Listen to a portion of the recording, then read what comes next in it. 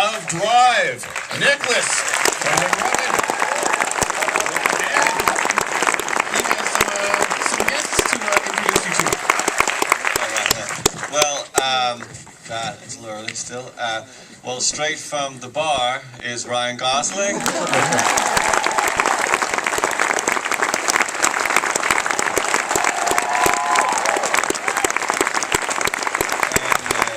Straight from the other bar is Bryan Cranston.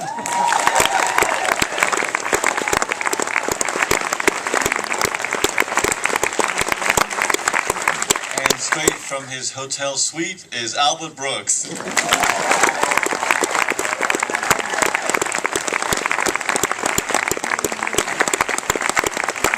I'm going to start off by asking, this is based on a book, which apparently is very sparse to begin with. Can you talk about the journey from going from novel to screenplay to screen briefly? Oh, wow, okay.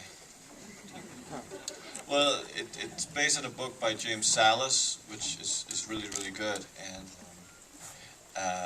it's great. And it's only 100 pages, and we really liked the character in the book, and it was very easy to put onto a movie. Ryan, we actually came out during the Q&A that our director doesn't actually drive. What's it like to take direction from this man on preparing? I mean, it's such a very it's a very solitary, dark role. What did he do to kind of get you there, and what did you have to do yourself to kind of flip into the dark spot?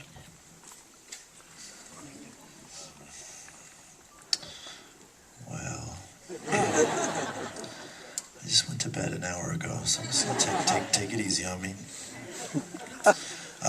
Nicky,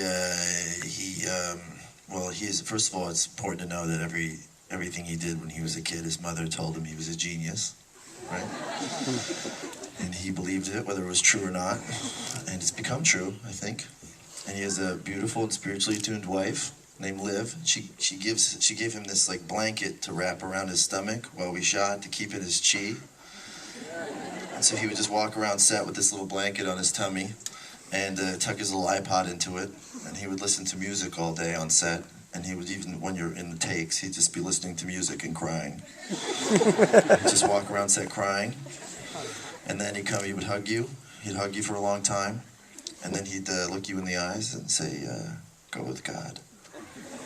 You know, but what scares me is that, I'm a huge admirer of his style of filmmaking, but could you imagine if his mother told him he was shit? Jesus Christ. Do we have any questions from the audience here? Up top. Up top, yes. First of all, Mr. Brooks, huge fan, and it's just exciting to be in a room with you. You're not God, are you? So you are. But I am actually curious because you made what I think is one of the great Los Angeles movies with modern romance, and this is a great Los Angeles movie, and I'm curious about maybe contrast between the two of you about making films about LA and sort of the time difference, making one that long ago. Well, I'm from there, and Nicolas, a serious answer is that very interesting movies are made about places that people don't live in. So I think Nicolas comes from another country and sort of looks at it and seriously and looks at it from a different way. I look at it from being born there, and when I make my movies there, and I know the nooks and crannies and the places that no one goes to, but I don't have that kind of view of it that you see in Drive. I've never been up in a helicopter. I'm just on the freeway in traffic, and I sort of show it like that. I think of, in a good way, a visitor's view of another city, and I sort of make it more about, where the cheapest places to film are. We have another question. Yes, sir. At first I was going to say I didn't think I could laugh at Albert Brooks anymore, but that's not true. What made you think of Albert Brooks for that role? Well, I remember seeing Lost in America when I was young in New York. I went to the cinema by myself and saw it, and then when in the book Bernie Rose is like just a mobster, but the idea I had about turning him into a movie producer that used to be a gangster, and I always wanted him. And when Ryan and I were talking about who could be a great, just because we're very telekinetic, Ryan and I, and sometimes we don't have to talk, and we can have conversations for hours. And should we all just leave? And anyway, so I really wanted him, and also, you know, so, but I wanted to meet him to see if it could work, because theoretically it was just a theory I had, because I'm not from LA, I've never met Albert. So Albert would come to my house, because that was one of the things people had to do, and he was like a volcano of emotions, you know, and I kind of knew that, well, this guy is going to kill somebody one day, and let's do it in a movie, and get something out of it before he does it for real.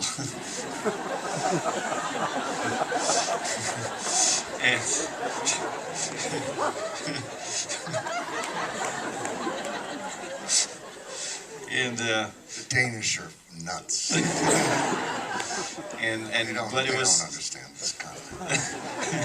It was some of the best times being around, and especially with Bryan and Albert and Ron at my house when we were just rehearsing the scenes or changing the scenes or whatever we did, was some of the funniest times I had in the other actors have to do the gardening though.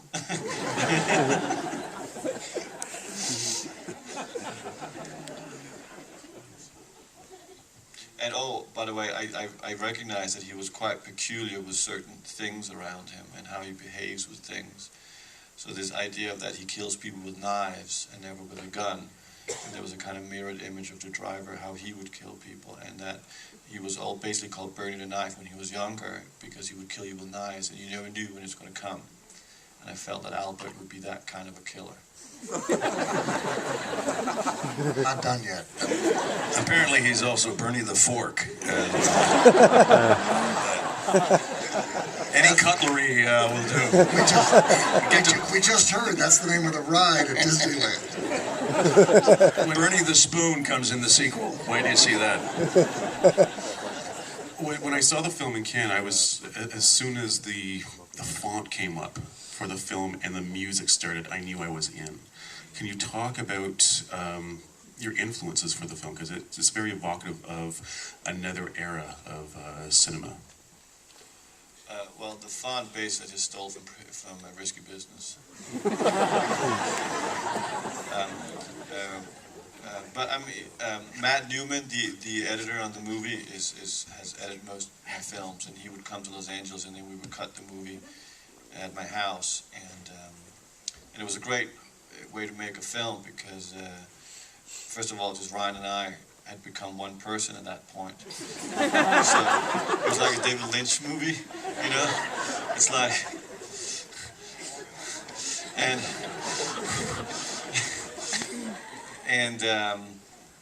so I'm an 80s boy, and I grew up with John Hughes as my kind of inspiration to pop culture in terms of girls and music, and this was before I saw the Texas Chainsaw Massacre, but the 16 Candles and Pretty in Pink were very much part of my idea of love and what love would be as fiction, and so today make a movie that was half that and then half psychotic behavior, but always emotionally connected to the purity of love.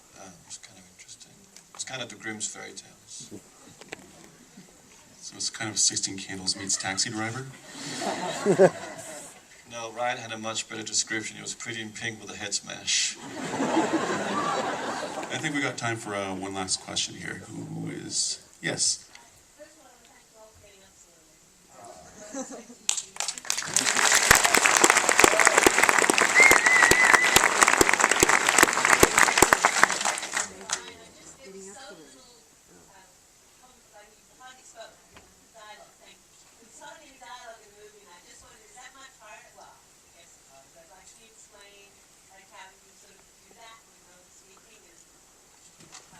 Do it without speaking. She